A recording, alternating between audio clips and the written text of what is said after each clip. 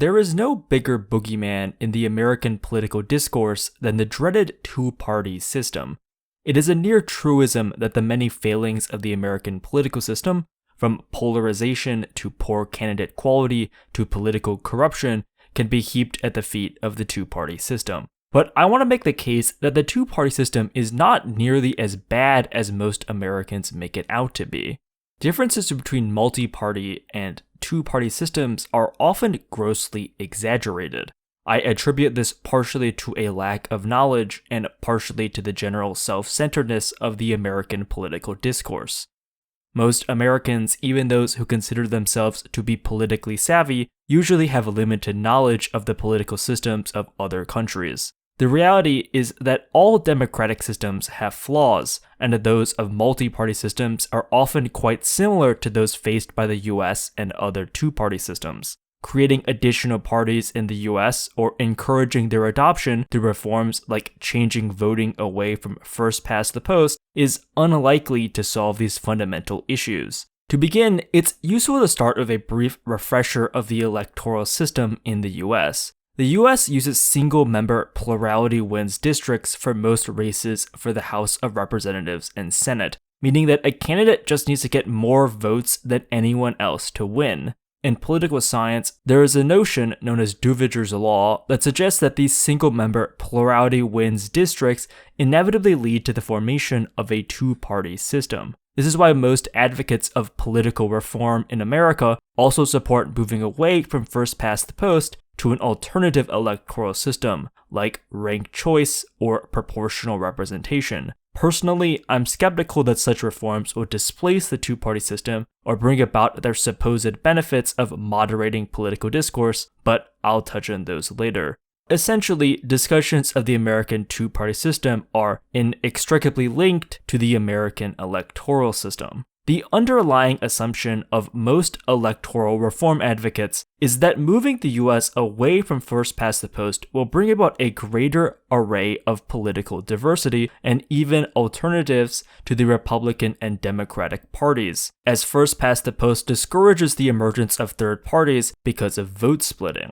However, this is demonstrably not true. Empirically, there are many other democratic countries which use ranked choice or proportional representation that have de facto two-party or even one-party political systems. The most extreme example of this is Japan. Despite using a mixture of proportional representation and first past the post, Japan doesn't even have two viable political parties. Japan is an effective one-party state, where the Liberal Democratic Party has won basically every single election since the party's founding in 1955, except for brief stints in 1993 and 1994, and again between 2009 to 2012.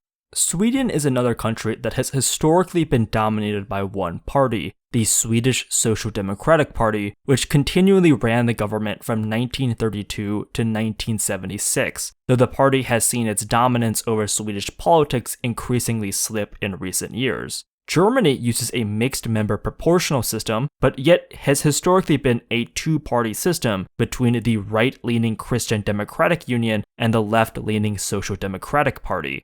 Both Sweden and Germany show that merely having more than two parties and not using first past the post is not enough to guarantee the emergence of a rich political diversity that many first past the post critics claim they will.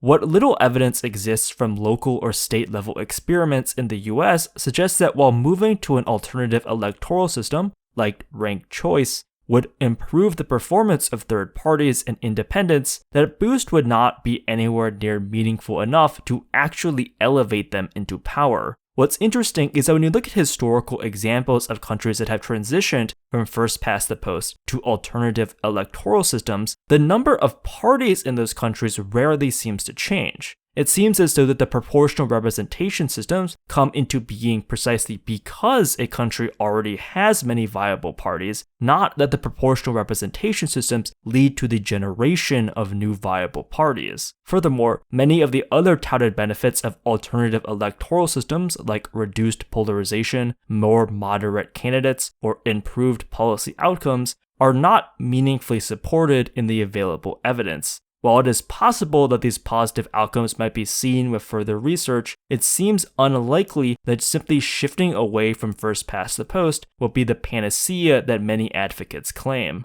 Contrary to what some people believe, there are actually some benefits to having a two-party system. Most salient is that two-party systems promote stability. Because there are only two options, it's usually clear who's in control of the government. There are exceptions, like during the 2000 election between Bush and Gore, but those kinds of situations are quite rare. On the other hand, because multi-party parliamentary systems rarely result in one party having a clear majority, elections are usually accompanied by a great deal of coalition building and political maneuvering to decide who will become the head of government. The problem here is that there are cases where finding a consensus pick to run the government takes an extremely long time. A particularly egregious recent example of this was in Belgium, where the country went nearly 2 years from December 2018 to the end of September 2020 without a functioning governing coalition. And this lack of a government, in part, was responsible for Belgium's relatively poor early COVID-19 response. The downside to these multi-party coalition governments is that they can often be unstable and frequently dissolve, resulting in rapid political turnover. Italy is the classic example in this regard, with governments dissolving almost as quickly as they can form. In the past 30 years, Italy has gone through something like 20 different governments. Another example of this is the recent political turmoil in Israel, which uses a proportional representation system with a uniquely low electoral threshold for representation, resulting in a legislature that has historically had a very large number of parties represented. Despite this, Israeli politics has spent much of its recent history dominated by Likud, the primary right-wing party. Between April 2019 and November 2022, Israel held 5 different elections, ostensibly over controversy regarding Benjamin Netanyahu's leadership of Likud. While Netanyahu was briefly ousted from power in July of 2021, he has since returned as Israel's prime minister, now the head of what many observers call the quote, most right-wing government in Israel's history. The point here is that while multi-party systems may, on paper at least, better reflect the ideological diversity of the electorate, the kinds of coalition building and political gaming required to form a viable government can have real negative consequences, as seen in Belgium, or can produce electoral results that can be equally as flawed as those produced by a two-party system. While I'll be the first to argue that there are actual merits to a two-party system, I am well aware of the many criticisms leveled against it. From what I can tell, the most common criticisms of the two-party system are generally as follows. 1. The two-party system encourages polarization. 2. Alternative political beliefs are stifled. 3rd, voters are often left having to choose between the lesser of two evils. For starters, I'm skeptical that the two-party system is primarily what has been driving polarization in American politics. There's this trope in American politics that most Americans are generally moderate, centrist people who are frustrated with the increasing radicalism and partisanship of both parties. For instance, you'll often hear about opinion polling where Americans report highly valuing bipartisanship and cooperation in their politicians. The reality is that while Americans express a preference for bipartisanship in the abstract, when push comes to shove, they prioritize winning and partisan loyalty over cooperation across the aisle. We can see this in both laboratory experiments and in opinion polls regarding high-profile politicians. A 2014 study performed by Stanford Business School professor Neil Malhotra found that, quote, even though citizens dislike the institution of Congress and profess abstract desires for bipartisanship, when it comes to the details, they prefer partisan fighting, end quote. The study found that when presented with policy proposals that were framed as being either aligned with their own party, aligned with the opposing party, or a bipartisan compromise, people reported feeling equally unfavorable about the compromise policy as they did about an opposing party's policy. In opinion polling of current politicians, we can see this bias against bipartisanship at work. For instance, Kyrsten Sinema of Arizona and Joe Manchin of West Virginia are generally seen as being more moderate members of the Democratic Party in the Senate. They have both opposed certain party priorities, like removing the filibuster, or Biden's Build Back Better plan. This moderate disposition has largely turned Sinema and Manchin into pariahs in the Democratic Party, despite the fact that Arizona is largely a purple state and West Virginia is a decidedly Republican one.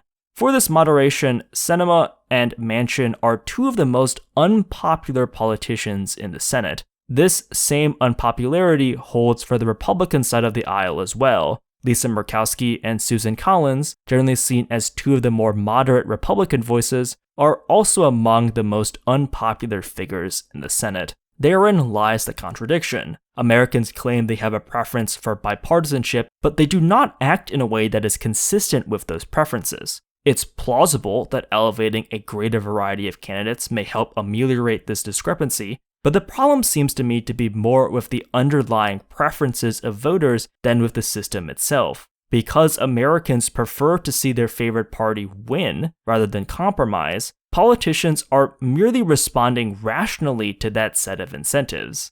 This leads me to the second thing that I believe is largely misunderstood about the American political system. Most people seem to think that just because there are two political parties, that means there are only two viable sets of political opinions in the US. This is fundamentally untrue, as there is great variation between the stances of politicians based on what municipality, district, or state they represent, even among politicians within the same party. As previously mentioned, Sinema and Manchin are both generally more moderate than the other members of the Democratic Party because they come from states that have a fairly even partisan split or even a heavily Republican-leaning one. Larry Hogan, former governor of Maryland, a very blue state, would obviously have a very different policy platform than someone from a more solidly Republican one, like Greg Abbott of Texas, despite the fact that they're both members of the Republican Party. This variance in political opinions among elected officials differs from most parliamentary systems because of how decentralized and weak American political parties are compared to their international counterparts, especially at the national level. In most parliamentary systems, it's extremely rare for rank-and-file members of a parliament to oppose their party leadership. In Canada, for instance, members of parliament vote with their party leadership a whopping 99.6% of the time. While Canada is an outlier in their extreme degree of party loyalty, there is generally much less individual variation in platform and preferences, especially among backbenchers in multi-party parliamentary systems. In a multi-party system, when a faction of people disagree with the policy decisions of a bigger party, they generally just go and create their own party. This often happens with right-wing parties, where they split off from the more mainstream center-right party because they feel they aren't conservative enough. Many of the right-wing populist parties that have seen rising popularity in Europe formed this way, such as Alternative for Germany, Brothers of Italy, or the UK Independence Party. As a broad overgeneralization, most multi-party systems generally end up with a primary center-right party that leads a coalition of other right-wing parties, and a primary center-left party that leads a coalition of other left-wing parties. And occasionally you get some zany centrist party in the middle, like the Liberal Democrats in the UK, back when that party was actually relevant. In the US, these different ideological groups, rather than being represented in many different parties, simply all join together into the two national big tent parties. The Republican and Democratic parties in the US are amalgamations of many different interest groups and demographics. Republicans generally get their support from rural people, evangelical Protestants, conservative Catholics, historically many middle and upper middle class suburbanites, and increasingly blue-collar workers. The Democrats get their support from college-educated people, unmarried women, urban dwellers, liberal, Jewish, and Catholic denominations, racial minorities, and historically blue-collar workers, though that demographic has more or less shifted into the Republican camp. These diverse coalitions result in parties that produce an extremely wide array of candidates. On the national level, the Democratic Party includes both people like Joe Manchin, who represents the more conservative wing of the party, and people like Bernie Sanders or Alexandria Ocasio-Cortez, who represent the more progressive wing of the party. On the Republican side, you have the more moderate Susan Collins or Lisa Murkowski represented alongside the more right-wing populist types, like Matt Gaetz or Lauren Boebert. You would really never see this kind of ideological diversity in the highly top-down, leadership-centric nature of most parliamentary systems. Functionally, having two big tent parties that cobble together a bunch of different interest groups and policy preferences is not that much different than having a right-wing and left-wing coalition that are made up of many different parties. The end result is largely the same, a coalition of different interest groups that must negotiate amongst themselves to maintain power and govern effectively. While American political commentators have made a big show of discussing how the Republican Party, in particular, has basically become held hostage by its most right-leaning elements, I generally don't think this is true. Despite how it often looks, the American political system generally tends to promote moderation, particularly in the design of the Senate. With the exception of judicial nominations and budget-related matters, Senate business functionally requires a 3/5 vote majority to pass anything because of the filibuster. In practice, that means that most laws require some degree of bipartisan support to pass, whereas in a parliamentary system, the governing coalition is basically able to pass whatever they want, granted that the coalition parties agree.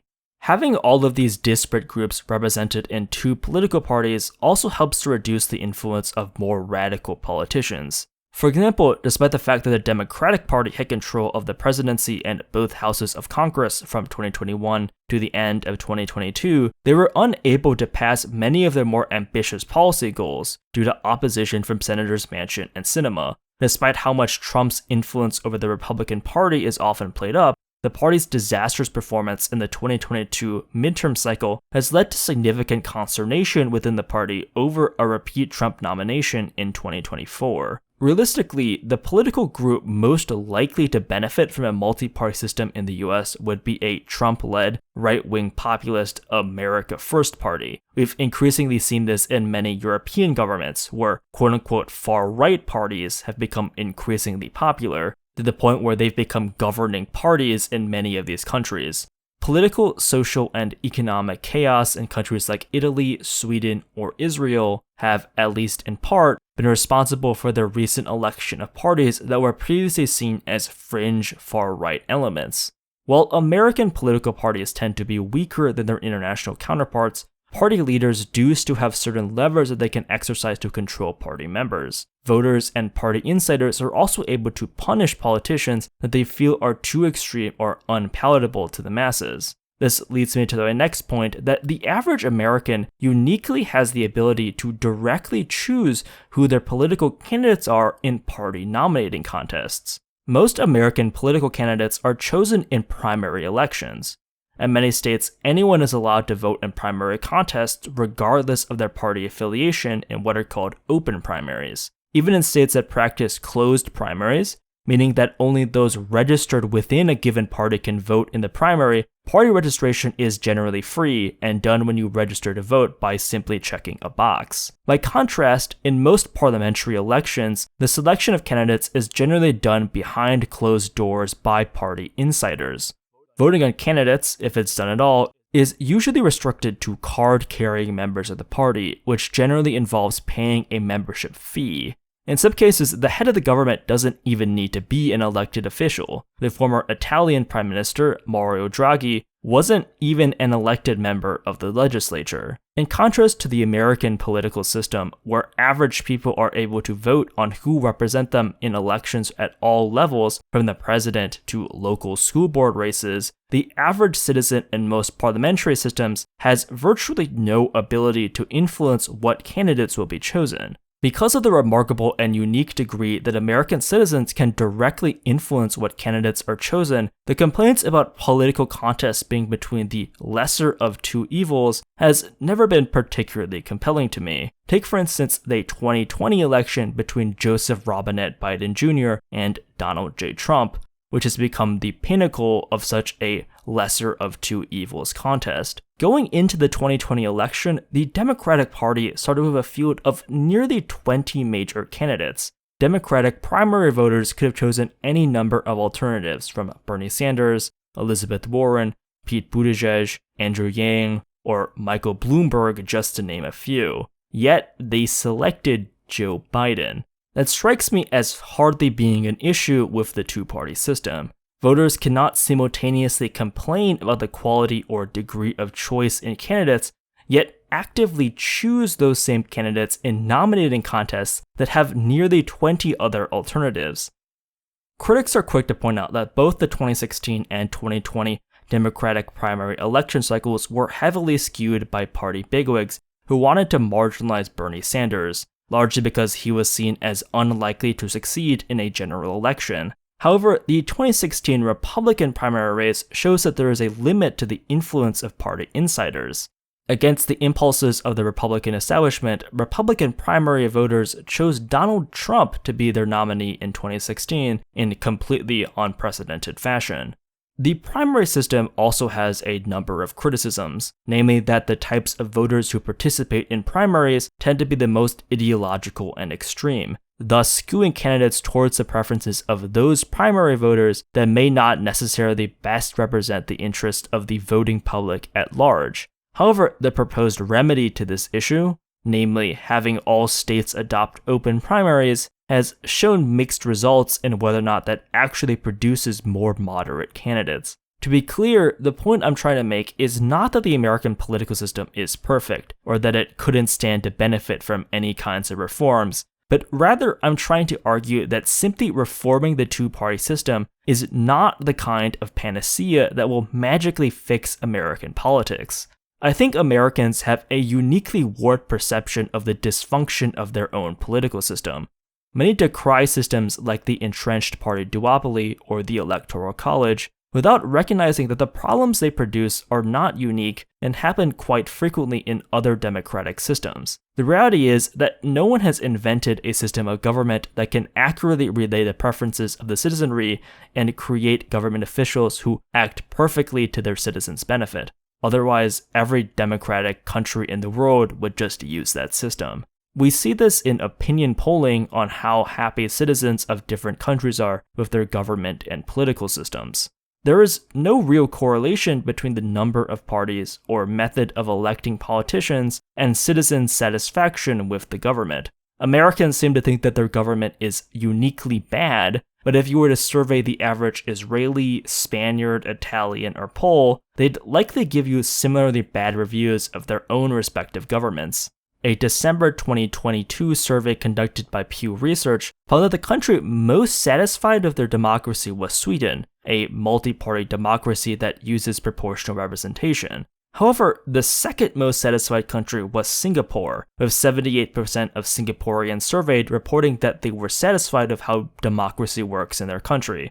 This is despite the fact that Singapore is a functional one-party state with authoritarian tendencies. Canada and the UK also ranked highly in their satisfaction of democracy, despite the fact that both countries are more or less two-party systems that also use single-member plurality wins rules. While 71% of Americans surveyed said that they do not believe that average citizens have much influence on politics, that figure is hardly an outlier among Western industrialized democracies.